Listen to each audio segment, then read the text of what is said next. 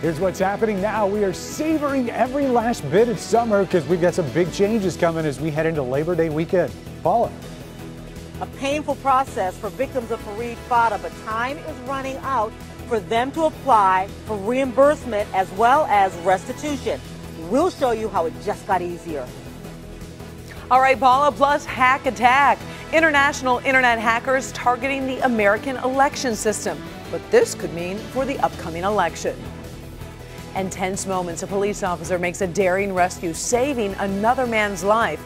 We'll tell you where this unfolded. I'm Karen Drew. Those stories and more right now on First at 4.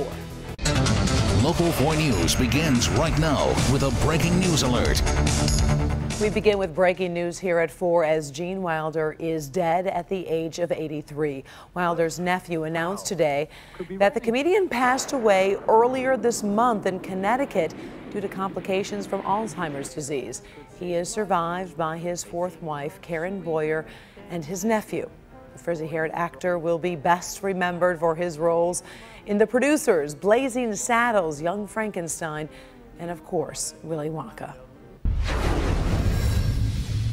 An investigation is underway after 2 small children were rescued from a locked car at Detroit's Motor City Casino. Police say a 2-year-old and 5-month-old were left in the locked car with its windows rolled up.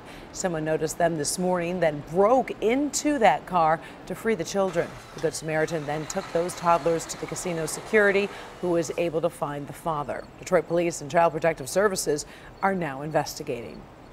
Former Michigan State basketball star Keith Appling is expected to be arraigned in the coming days after fleeing police last night. Appling was arrested around 9 in the area of State Fair Avenue and Orleans on the city's east side after fleeing a routine traffic stop. Police reported Appling threw a bag from his car while driving away, which had a loaded gun inside of it.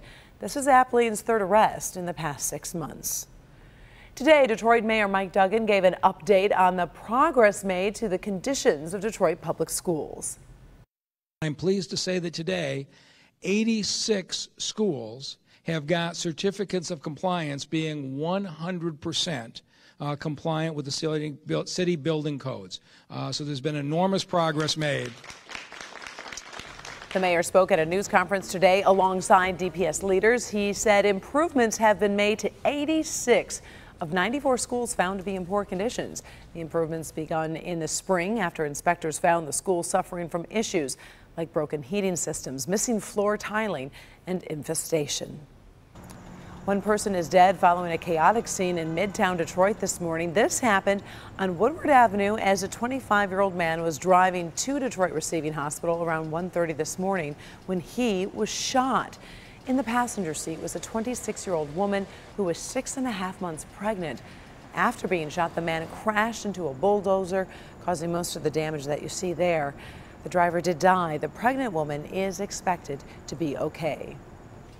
Former cancer doctor Fareed Fata is behind bars for pumping poisonous chemotherapy drugs into healthy people. But today there is a new push to find those impacted by his crimes. Paula Tutman joins us now with more on how the process of applying for restitution just got a little easier. Paula? Open wound, pour in salt. That's how you could describe Melinda Toller's process of applying for monies from the Fareed Fata Victims Restitution for Reimbursement Fund. There is no relief for loss of jobs, homes, station in life, pain, or suffering. Michigan law does not allow for such things, but it does allow for the reimbursement of out-of-pocket expenses associated with the felonious malpractice of Fata. Last couple of years of his life, he was actually in remission, but he was never told that, so he never got to know that he beat cancer. Melinda's father, Dick, had a horrible, long, painful death. His cancer overtreated by convicted oncologist Fareed Fata for 7 years. He would go to chemo, come to work, vomiting on his way to work or on his way home. And while there's $12 million in restitution funds available for surviving victims and families of the deceased victims of Fareed Fata, relatively few have applied for it, and Melinda knows why. The paperwork, the collecting of receipts, the tracking down of insurance records, the emotional toll. It is still the equivalent of a Mack truck smashing into her face every time she plucks away at the Herculean task. There's the physically time-consuming component, but it's also very emotional. You know, I got pharmacy records from, say, CVS on my dad that I'm going through and trying to highlight the out-of-pocket expenses, and all the time I'm thinking, my dad never should have been on this drug. He was being poisoned every time he took it. We documented 515 patients of Dr. Fata, but we anticipate that there are probably more people than that who actually got treatment, whose files we did not examine. But help is on the way. 5 easy steps available on fataclaims.com. U.S. Attorney Barbara McQuaid announced today a slimmed-down process and help navigating the winding maze. A number of accountants have agreed to provide help to people for free. For the many receipts Melinda can't find, there is now a way to swear to the expense. If they can provide explanation of benefit, even if they can't provide proof of actual payment, like a receipt or a canceled check, which not everybody has, then if they swear to the fact that they did pay that benefit that was described on that document, that will be sufficient. If the victims don't do this, and the criminal restitution funds aren't paid back to the victims, the next people in line is the insurance company.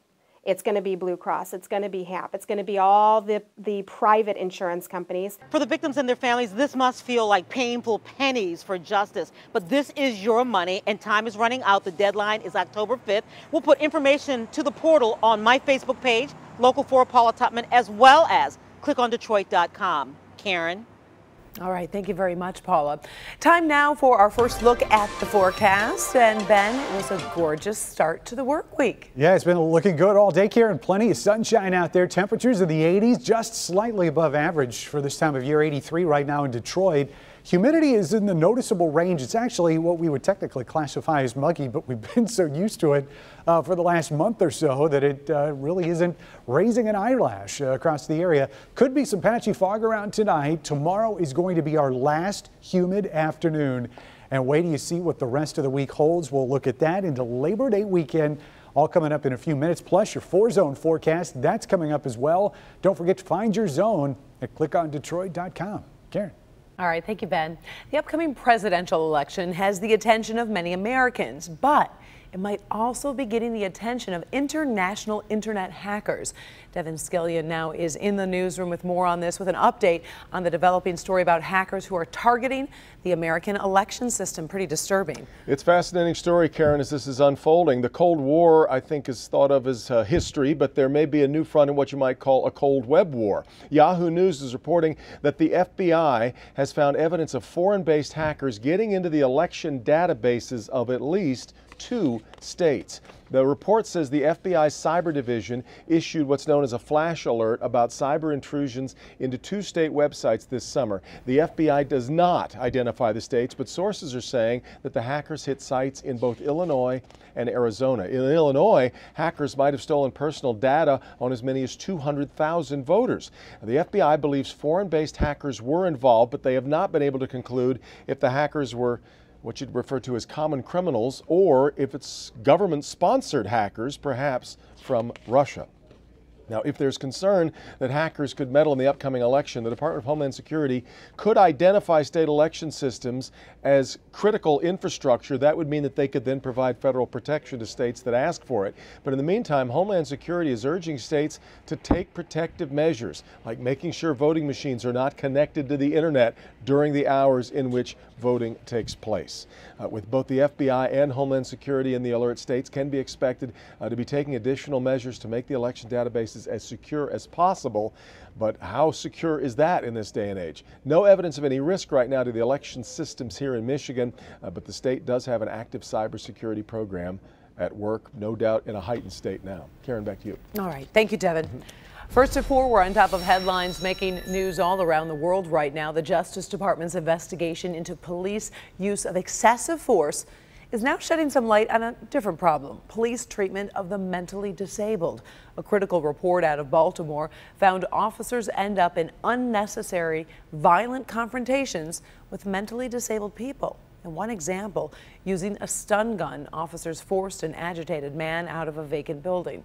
The department says these incidents violate the Americans with Disabilities Act. The hope is that these new findings lead to better police training on responding to mental health crises. Top Hillary Clinton aide Huma Abedin announced today she is separating from her husband, former New York Congressman Anthony Weiner. That announcement comes hours after the New York Post published a story, it says, showing Weiner exchanging photos and texts with an unidentified woman. In response, Weiner deleted his Twitter profile. In a statement today, Abedin says her decision comes after long and painful consideration. The couple have a 4-year-old son. After controversy over massive price hikes, the company that sells the EpiPen has announced a new generic version of that product. Mylan says it will launch the first generic EpiPen auto-injector in a few weeks. That will cost $300, which is half of what the name brand version costs. Mylan also says the auto-injector will be identical to the current product, which is used to treat severe allergic reactions. Major theme parks in Orlando, Florida are now offering free bug repellent to visitors. It's in response to ongoing concerns about the Zika virus, which is primarily transmitted by mosquitoes.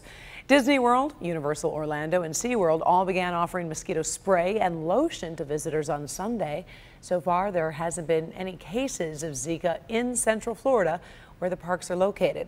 Theme park officials say the new step is just a precaution.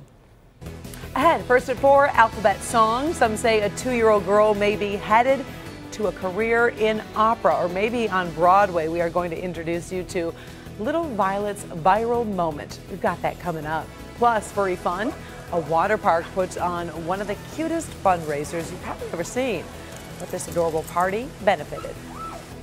And with school about to start, some children are dreading going back to class because of bullying.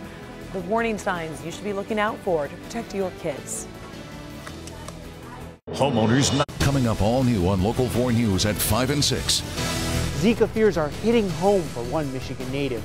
Jessica and her husband now call Florida home, but with a baby on the way, they're making a drastic decision. Coming up, see the difficult steps they're taking to protect their baby.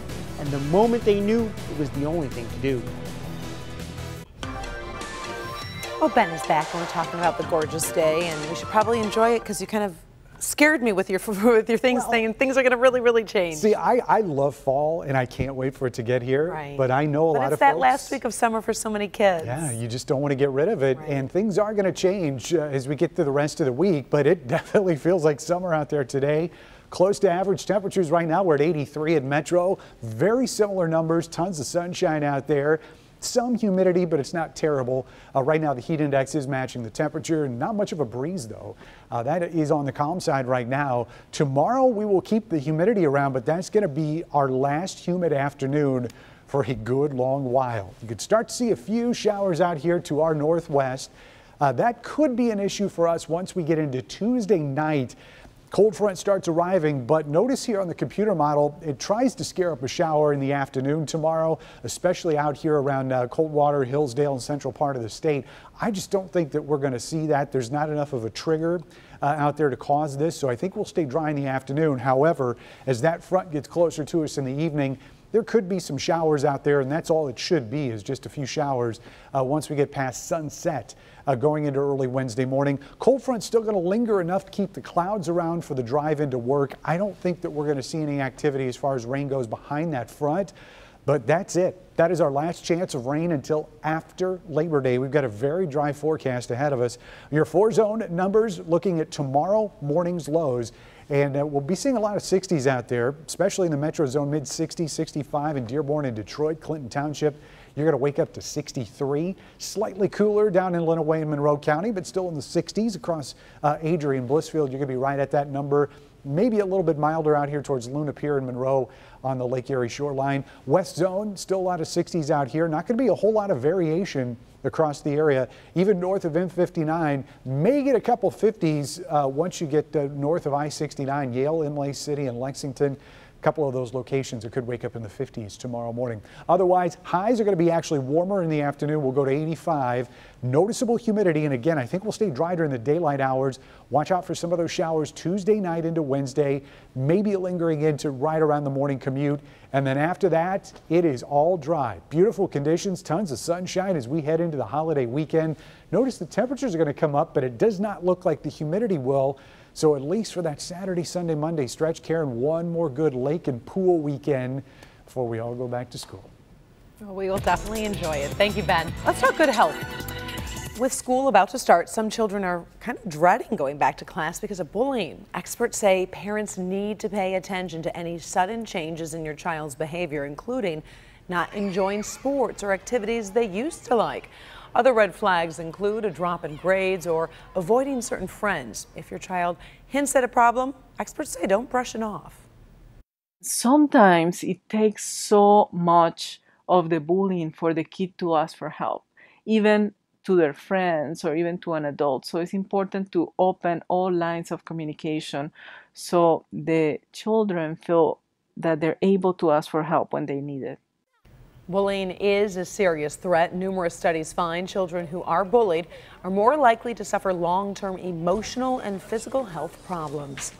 There's also new advice warnings against the trend of kids actually specializing in just one sport from an early age. A new report finds those athletes are at a higher risk for injury and burnout by the time they reach their teens compared to kids who play multiple sports. Pediatricians say young athletes who don't specialize are more likely to enjoy exercise throughout their lives and to reach their athletic goals. Doctors suggest children who play only one sport should rest for 3 months during the year and take 1 to 2 days off a week to reduce the risk of injury. The American Academy of Pediatrics also recommends parents closely monitor the training and coaching environment of those elite youth sports programs. Ahead first at 4, today is a big day in Beatles history. What the band did 50 years ago and is still being remembered today. And up next, making a difference. We introduced you to the Howell Nature Center last week. Why this week is off to a great start for them. I'm attorney Mike. All right, let's talk about some stories that are trending. The Howell Nature Center, which we highlighted last week as struggling to stay open, well, we've got some great news. It's now in much better shape thanks to a huge influx of donations after our story aired. The Nature Center, which runs almost entirely on volunteer power and donations, currently takes care of more than 2,000 wounded animals. Now, usually the center closes out the year $30,000 in the red. Thanks to the $74,000 donations they've received, the future is definitely looking brighter. We'd like to thank a lot of our viewers who stepped up and gave those donations.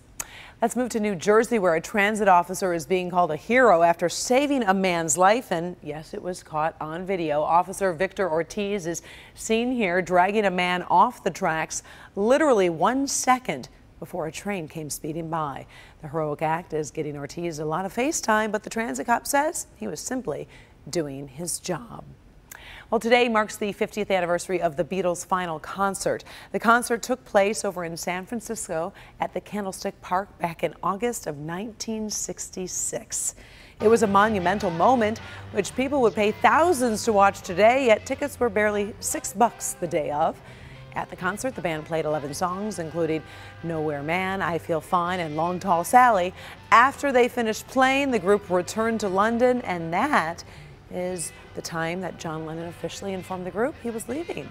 Only 11 songs. Isn't that crazy? Yeah, it seems like short concert. I know. Water Park in Idaho put on one of the cutest fundraisers you'll ever see. See all those dogs enjoying this? Well, every year on the final day of summer, the Spray Ground Water Park is turned over to the dogs. This year they decided to raise money too and now hope to build the city its own dog park. Ahead first at 4, Alphabet Song. A 2-year-old's singing is going viral. Why her big moment is getting so much attention online. At home with a local Arab American family, what does their daily life look like? And is it really that much different than yours? It's very similar, I feel. It's very similar to a lot of cultures. Tonight at 11. Finally, first at 4, a 2-year-old's rendition of the alphabet is going viral after her mom posted the video on Facebook. Violet Ogia, I guess is her last name, now getting shout outs from Broadway stars after her performance. Check this out.